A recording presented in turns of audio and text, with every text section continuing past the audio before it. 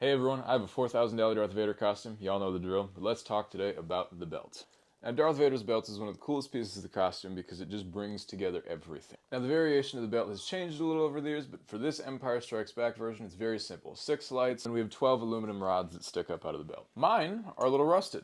And no, that's not necessarily screen accurate, and it doesn't really look that great. I need a new belt. Now, when it comes to Darth Vader's belts, a lot of people do a lot of different things with this. I chose to make my belt look a little bit more weathered, and that means this paint chipping right around each of these edges right here. It's actually not paint chipping. I just took a gray Sharpie, a paint Sharpie, and I had lightly splotched over the edges of every single portion of the box. And you might think, well, why would you do that? Darth Vader looks so good and so clean, and that is not true. In Empire Strikes Back, specifically the scene in which my costume probably is the closest to, when he's fighting Luke Skywalker in Cloud City, Darth Vader's costume looks beat to hell. And now my helmet was recreated from the stunt helmet from that scene specifically. I thought it would look really great to have the rest of my costume try to match that scene as close as possible. Darth Vader's saber clip also really isn't anything special, it's just a hook drilled into the belt. It's an incredibly functional but simple feature.